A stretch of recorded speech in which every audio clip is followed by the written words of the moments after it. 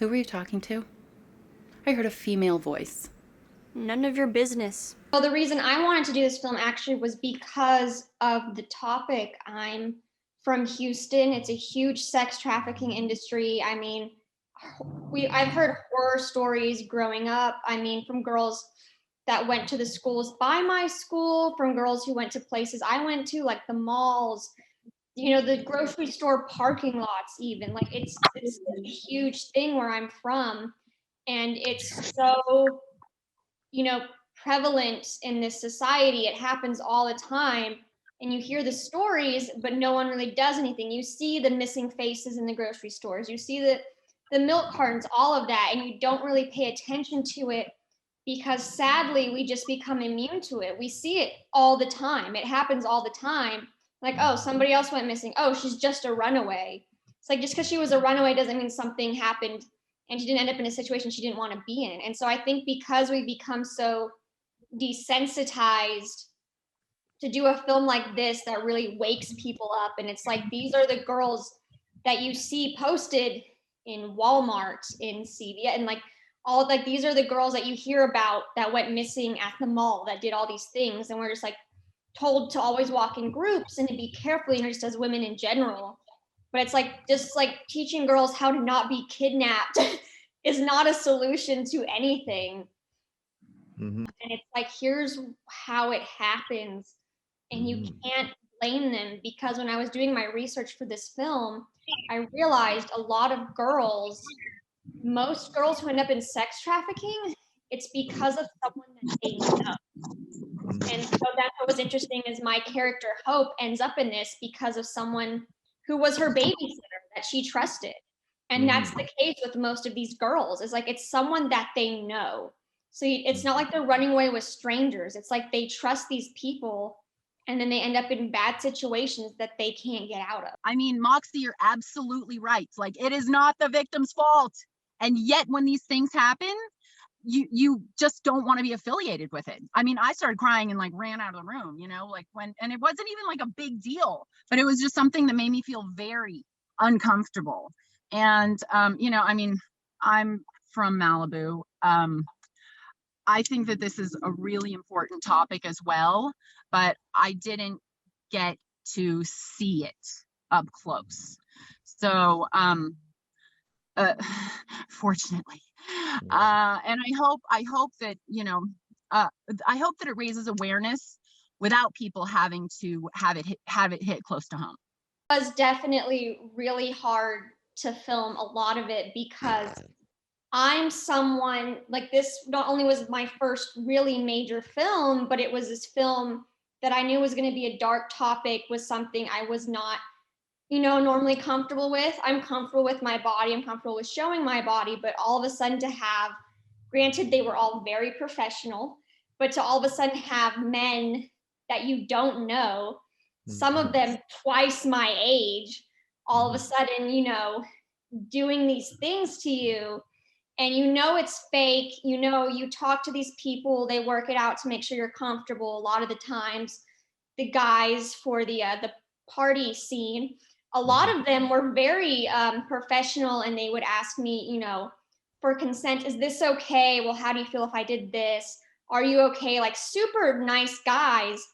And I thought I was okay afterwards. I was like, oh yeah, it was fake. But to like have to lay there and like be motionless and like not do anything while people are licking your face and grabbing you and all these things, it like really hits you afterwards, and you're like, wow, I'm not okay. I just want to add to what Moxie was saying, that when you are, when it's fake, even if it is real to you, like I kind of am a method actor. I don't go by my character name or, act all crazy, but I really need to connect with emotions that I have already felt.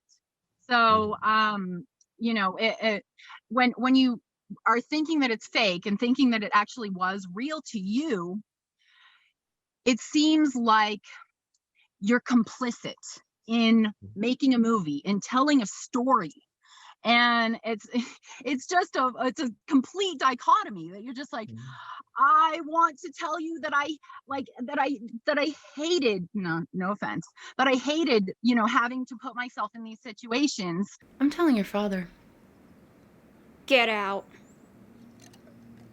You're so stupid. We kind of got to know each other and talk, but I mean, if it's absolutely something that you don't know, that you've never had or been aware that 75-year-old men are ogling you, it's revolting. And I hate to say this, but when the fan mail starts pouring in, it's oh god, it's people who are either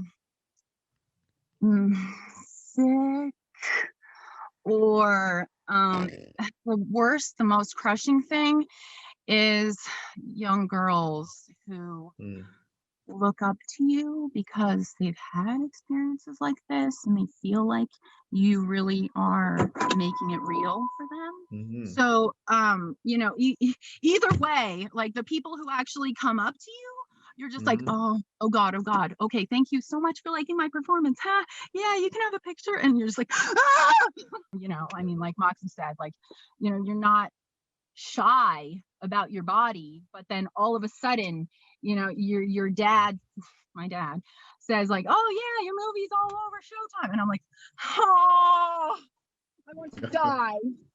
So it's a strange thing. And you just hope that the roles that you're offered are not extremely sexualized and people see that you do have that range as an actor, and that's why they liked it. What I say to most people trying to enter the business, don't like, I care not to crush people's dreams. Yeah. And yet it's hard, it's demoralizing. People are just putting you down all the time. I mean, like, you'll be in a room, and this is like a callback with like a producers or a screen test, for crying out loud, and the casting director's eating a sandwich and takes a phone call, and you're just like, oh, okay, allow me to continue doing my song and dance. Ugh. Gosh, we're the least respected people in the world. I went to college, and I told one of the my friend that I was an actress. She's like, oh, what do you do? And she's like, I'm like, oh yeah, well, I mean, I'm an actress. And she's like, oh, you mean a waitress? And I was like, oh wow. But people do what they need to do to pay the bills. So the advice that I would give to someone who's really skilled, and it's exactly the opposite, that I think has a chance, and the people whom I have seen who actually become famous and don't get thrown to the wayside, are the people who do believe in themselves, who do try, who do endure that horribly humiliating thing that is, I don't know, at least 64% of what an acting career is. And I'm sorry, I don't care who you are. Like, people say nasty things about you. They write on the IMDb like, oh my god, this is a fat version of someone, and you're like, oh. And so I don't even read my reviews anymore, but I'm just like, well, take the good with the bad if you really love it. That's all.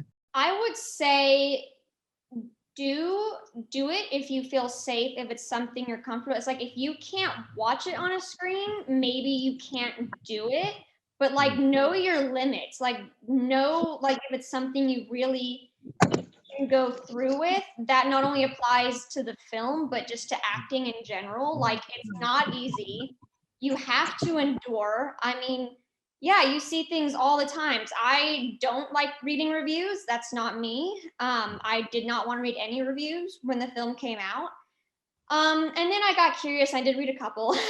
I'm not reading them anymore, but I did read a few, and most of them were nice. And then there were some that weren't nice. And it kind of like plants that little seed in your head, and then you forget about it. But it's like, you have to have that thick skin. Like, I've gone into auditions before where someone was sitting there texting on their phone the whole time. I've gone, I've had issues with creepy guys. I've had like all of that I've kind of gone through with just in the first year of living in Hollywood is all of that. I can say I've been Me Too'd. I can say I've had interesting auditions with people. I've had, I did a very difficult film, and I would say you have to know your limits, know what you're comfortable with. If you're not comfortable with someone touching your body, seeing your body, it's not for you. If you're not comfortable being told no more times than you're told yes, it's not for you. Because you will hear no. I mean, like, this is just a cliche of Hollywood. You will hear more no's than you will ever hear yeses. And you will hear people say things to you. You will have people DM you in your Instagrams.